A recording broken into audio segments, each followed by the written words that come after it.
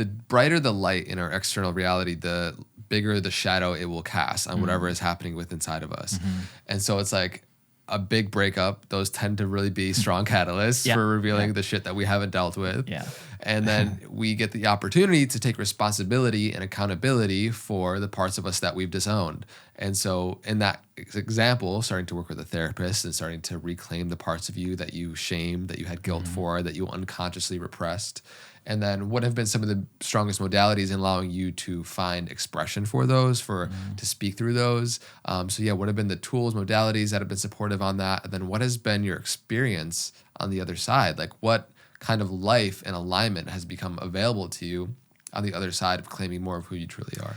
Yeah, I mean, I'll talk about the modalities first because I think those are really important. So for me was actually talking, talking about my emotions, talking about the things that brought me pain, talking about the things that I was scared of. Because before I didn't have the language about emotions and how to really unpack and articulate what I was experiencing. So even just using the simple "I feel" statement, even if let this be a tip for anybody out there that really struggles to articulate their emotions, just start with a 3-word sentence: I feel blank.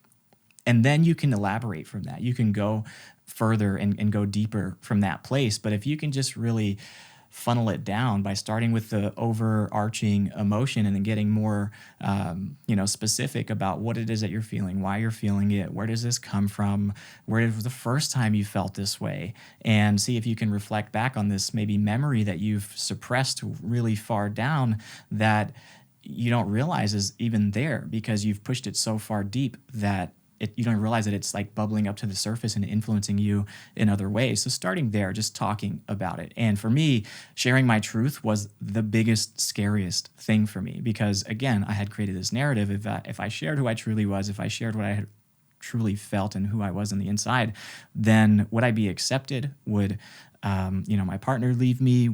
These are all irrational fears, but really they were driving the show. So starting there, finding somebody that you can talk to, a therapist, is extremely helpful, even if you feel like your life is good, because I had all the evidence around me to support that, like, bro, you've made it this far and you've done pretty well for yourself. Like, you're good. Yeah. You don't need any help, but realizing that receiving support isn't a form of weakness. It's really empowering to ask for help and to be able to learn about yourself in new ways. Even just having somebody as a sounding board that's objective, that can help you discover your blind spots. Because again, when it comes to blind spots, it's just out of sight. It's just beyond the awareness that we have. When we turn our head, it's behind us again.